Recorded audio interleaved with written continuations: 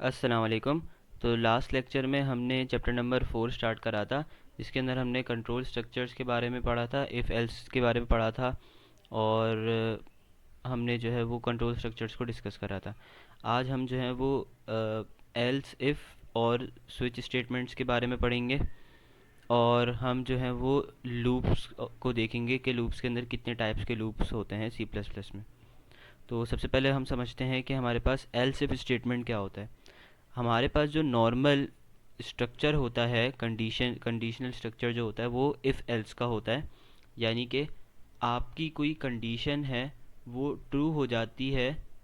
If कंडी मतलब if के लिए हमने कोई कंडीशन रखी हुई है कि वो कंडीशन ट्रू होगी तो हमारा इफ़ चलेगा। इफ़ ब्लॉक के अंदर जो कोड होगा, जो लाइंस ऑफ कोड होंगी वो सब एग्जीक्यूट हो जाएंगी। फिर उसके बाद एल्स पार्ट पे वो नहीं आएगा और वो प्रोग्राम टर्मिनेट कर देगा।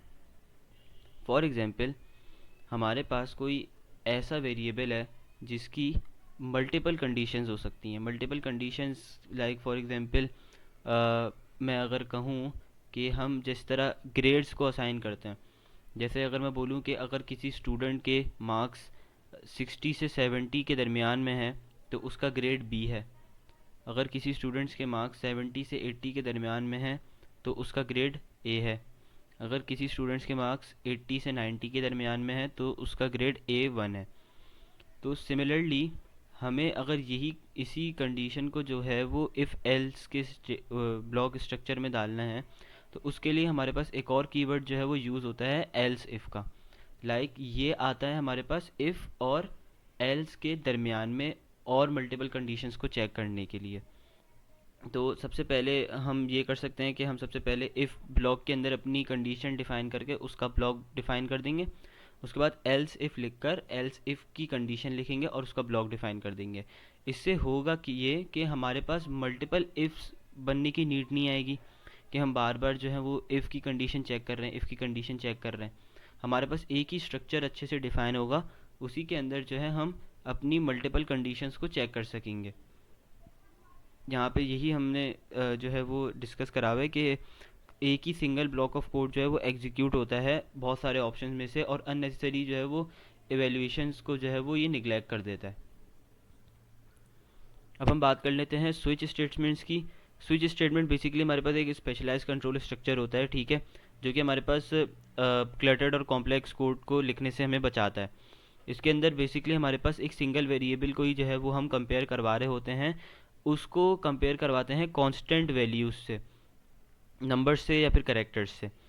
और इससे हमारे पास कोड की जो है वो क्लैरिटी इन्हेंस होती है, कोड ज़्यादा और मेंटेनेबल हो जाता है और एग्जीक्यूट जो है वो ज़्यादा फास्ट होता है, क्योंकि कंपाइलर जो है वो इसको जल्दी मतलब कंपाइल कर देता है मल्टीपल चॉइसेस में और एक लुकअप ट्री बना देता है इनका।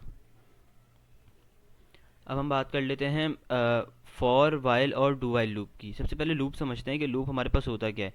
बेसिकली लूप हमारे पास एक कंट्रोल स्ट्रक्चर ही है, जो कि एक ब्लॉक ऑफ स्टेटमेंट्स को जो है वो रेपिटेटिवली एग्जीक्यूट करता रहता है जब तक कि कोई कंडीशन जो है मेट नहीं हो जाए।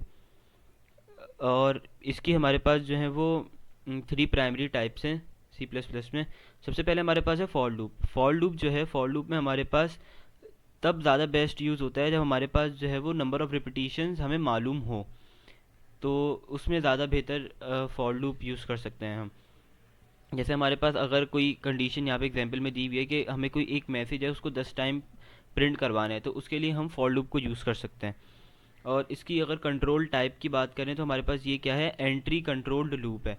लाइक कैसे, क्योंकि जो कंडीशन है वो वेरीफाई होती है ब्लॉक में जाने से पहले। मतलब अगर फॉर एग्जांपल हमारा जब फ्लो जो है वो एग्जीक्यूशन का किसी फॉर लूप पे पहुंचेगा तो सबसे पहले वो कंट्रोल मतलब जो हमारे पास कंडीशन है कंट्रोल की उसको भी चेक करेगा, उसके बाद जो है वो कोड ब्लॉक के अंदर जाएगा।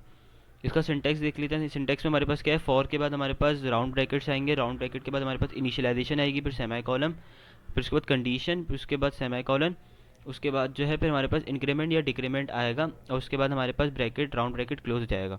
उसके बाद हमारे पास जो है वो हमारे कर्ली ब्रेसेस के अंदर जो है वो स्टेटमेंट्स का ब्लॉक जो है वो स्टार्ट हो जाएगा। अब हम बात कर लेते हैं वाइल लूप की। वाइल लूप हमारे पास क्या है, वाइल लूप हमारे पास कंडीशनल एंट्री कंट्रोल्ड है। जो हमारे पास फॉर लूप था, फॉर लूप हमारे पास काउंटर कंट्रोल्ड था, क्योंकि हमारे पास फॉर लूप के अंदर क्या होता है, काउंटर बना हुआ होता है और काउंटर जो है वो चल रहा होता है, और इंक्रीमेंट हो रहा होता है या डिक्रीमेंट हो रहा होता है, उसकी बेसिस पे जो है वो लूप चल रहा होता है। तो यहाँ पे अगर वाइल लूप की बात करें तो वाइल लूप हमारे पास क्या है, कंडीशनल एंट्री कंट्रोल्ड है। इसमें होता क्या है हमारे पास, ये भी हमारे पास जो है वो, ये हमारे पास तब यूज़ होता है जब हमारे पास एग्जैक्ट नंबर ऑफ आइटरेशन जो है वो हमें नहीं मालूम होती, और जो रेपिटेशन है वो इंटायरली रन टाइम के ऊपर जो है वो चेंज हो रही होती है। लाइक फॉर एग्जांपल, हमारा जो है वो लूप चलता रहेगा अनटिल जो हमारा यूज़र है उसने येस एंटर नहीं करा लिखकर, तो ये रन टाइम पे जो है डिसीजन जो है वो चेंज हो रहा है। इसका अगर हम कंट्रोल टाइप की बात करें तो एंट्री कंट्रोल लूप है। ठीक है, अगर हमारे पास जो इनिशियल कंडीशन अगर पहले ही फॉल्स होगी तो अंदर का जो कोड है वो कभी एग्जीक्यूट ही नहीं होगा, एक बार भी एग्जीक्यूट नहीं होगा। ये सिमिलर ही है फॉर लूप की तरह। अगर फॉर लूप में आपकी कंडीशन जो है वो मतलब फॉर लूप में जाने से पहले ही अगर आपकी कंडीशन फॉल्स होती है तो फिर आपका फॉर लूप एग्जीक्यूट ही नहीं होगा। इसके सिंटेक्स की बात कर लेते हैं। तो सबसे पहले हमारे पास वाइल का कीवर्ड आएगा, उसके बाद राउंड ब्रैकेट्स में उसकी कंडीशन आएगी, उसके बाद हमारे पास कर्ली ब्रेसेस के अंदर जो है वो हमारे पास ब्लॉक ऑफ कोड आएगा, और कर्ली मतलब ब्लॉक ऑफ कोड के बाद ही लास्ट में हमारे पास इंक्रीमेंट या डिक्रीमेंट का हमारे पास स्टेटमेंट होगा। और डू वाइल लूप की बात कर लेते हैं। डू वाइल लूप हमारे पास क्या है, कंडीशनल एग्जिट कंट्रोल है। इसके अंदर हमारे पास क्या होता है, जो हमारे पास ब्लॉक ऑफ कोड है वो कम से कम एक मरतबा तो ज़रूर एग्जीक्यूट होगा, क्योंकि हमारे पास जो कंडीशन है वो सबसे लास्ट में चेक होती है। मतलब पहले हमारा कोड ब्लॉक एग्जीक्यूट होता है, उसके बाद हमारे पास लास्ट में जो है वो इसकी कंडीशन चेक हो रही होती है। इसकी कंट्रोल टाइप की बात करें तो एग्जिट कंट्रोल्ड लूप है, the condition is check at the absolute bottom of the loop body.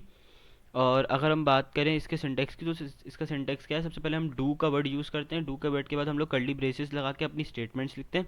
Statements के बाद हम अपना इंक्रीमेंट या डिक्रीमेंट डिफाइन करते हैं, और उसके बाद हमारे पास लास्ट में वाइल का कीवर्ड यूज़ होता है, और उसके बाद राउंड ब्रेसेस के अंदर जो है हमारे पास कंडीशन आ जाती है।